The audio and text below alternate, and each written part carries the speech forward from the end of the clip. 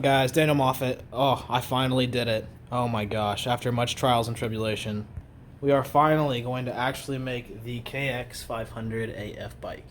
Now see, I've had this stuff for a while. This motor I've actually had before. I completely built and sold that CR500 AF. And yes, I did sell that CR500 AF. But here's why that's really cool. Because part of the problem with building something like this is that this is a 4-stroke frame. And it's got a Y that's built for a 4-stroke motor. So this bike, this Y, this 2006, and here, let me show you over here. If you follow really closely, you'll see that I've actually already cut that exact same motor before, or the exact same frame. This was an 08 KX250F, and it's the same frame as the 06. The 06 is a little prettier though, in my opinion. But yeah, you can see here's the thickness of it. And here we have, oh boy, this is a storied Y, isn't it? This was a 08 RMZ 250 frame that I first had hollowed out to skin deep to fit a DRZ 400, and boy, it fit in there. And then I eventually cut that out for, you know, obvious reasons to put in that KX 500 motor. But since, you know, that motor was in that frame was just a joke, honestly, with steel inserts too in the aluminum frame. That thing was really sketchy. So glad I never rode that, but still, it's fun to look at this and laugh. So we're actually going to use this. So with the proceeds from the selling the CR500, we were able to buy TIG welder to do the aluminum welding properly. And I'm not very good at it. Biggest problem so far. Had these these little xylophone bars that I tried to weld here, and I'm pretty sure they're like mostly aluminum.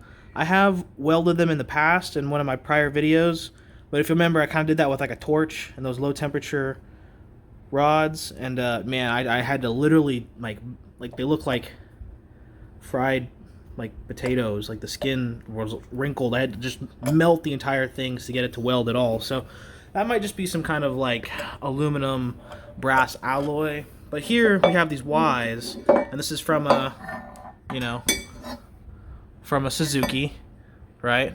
And this one's from the Kawasaki, from the KX 250F, same as that other frame. So this is why we're gonna kind of experiment with this, because I might be, we're gonna try first weld this one. We're gonna try to weld it like right in there, because you can see they're not welded on the inside. So we're gonna take a whack at that. So let's see. Gosh, and this was really just not encouraging, because man, I don't know if you can see that, but let's look at all this sticktivity. Yeah, none. You can see the light through it, you know. Yeah. Oh yeah, it's quality welding right there. So yeah, so we're gonna take a whack at this right now. This whole thing, by the way, like $3K. So sold that bike, basically bought this. So yeah, couldn't have done it. Can't do the KX500 project without it. Now just the tricky part of TIG welding. Everyone makes it look so easy on the internet. Let's figure out if that's true or not. I would have died on this bike. Gosh, DRZ 400 motor weighs like 100 pounds. Can't believe I put it in that frame. Wow. Oh gosh, who knew TIG welding was so difficult? So much cable. Gosh, I'm an electrician. I think this is a lot of cable. Well, I'm an electrician assistant. Let's be honest. Still, that looks pretty good. Okay. Now, part of my problem last time was I wasn't sure if the gas was coming on or not. So I think what it does here is, when you got the gas turned on, I'm gonna do around like, CFH.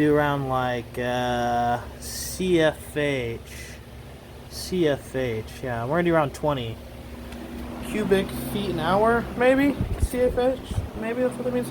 Don't stick on this. Oh man, I know so many people are gonna roast me. If anyone even watches this, that's the best part about your videos being so obscure, is that when you buy big, expensive things, and then you don't know what you're doing with them, no one even razzes you because no one's even watching.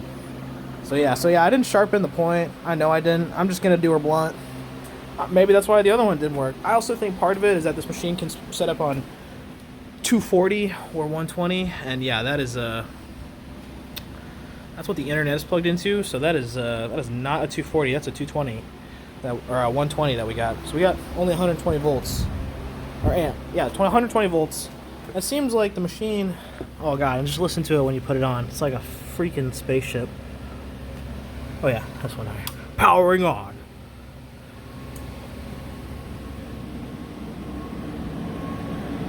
It's like. It's kind of scary. It's a little intimidating, to be honest. It's like, man, I spent $3,000 on this. This would be the most expensive thing I've ruined instantly. Well, of my own. Oh yeah, it's like Cloverfield. Gotta love that camera shake. Ah, there we are. Okay, a little better there. Okay, now this is probably wrong, but I'm gonna go ahead and I'm just gonna open it up all the way.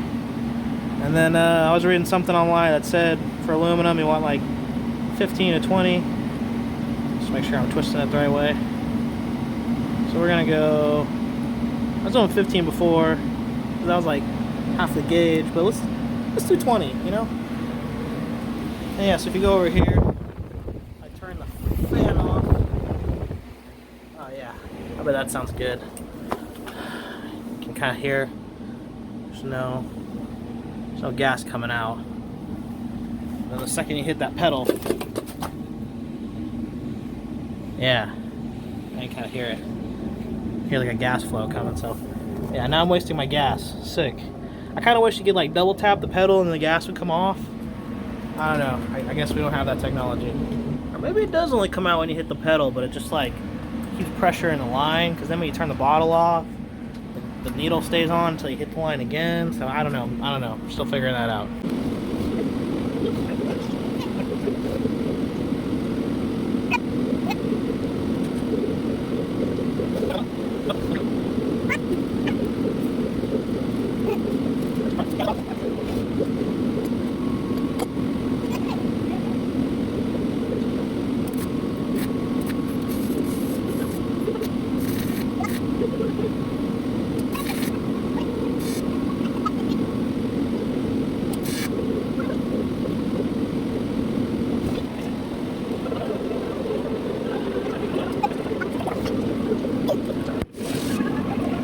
Okay, well, yeah. Okay, some revelations. So, okay, so this thing has like a 120 volt setting and like a 240 volt setting, and so like you can see these pock marks right here. This is where I was like cooking this alloy with the highest it would go for 120, which is 125 amps. And yeah, look, you can see the filler rod, which I'm sure is just straight aluminum, right? You can see we got that to puddle, and then puddle on top of it, and then I was like, oh, it's still gloopy, and I knocked it off, and it burned my log right here. Yeah, this is safety 101. But yeah, so yeah, there's the little pearls in there from the rod too. So yeah, so I'm thinking I just need to make a big long. I'm guessing this thing will only pull it out 125 amps max for the 120 volts, I guess. Somehow that's all that works out to. Yeah, it probably needs, because on the machine, I'll just show you real quick. It reads that it goes up to. So yeah, if we just kind of take a look here at the little readout sheet here, we're only getting up into here, into 1/8 inch material. And it was thicker, and this is probably true for just like straight aluminum. So if those, if those pieces out there were straight aluminum, not some kind of alloy, this would probably be true. But yeah, we probably want to be up, we probably have to be at least up into like 165 is what I was kind of looking online to even be able to weld the alloy. So yeah, so we're probably going to have to unhook this and figure something out to run from the, unplug the dryer and run a makeshift cable over here or something. So we'll have to figure it out, but we're getting close. We're getting close. Until next time.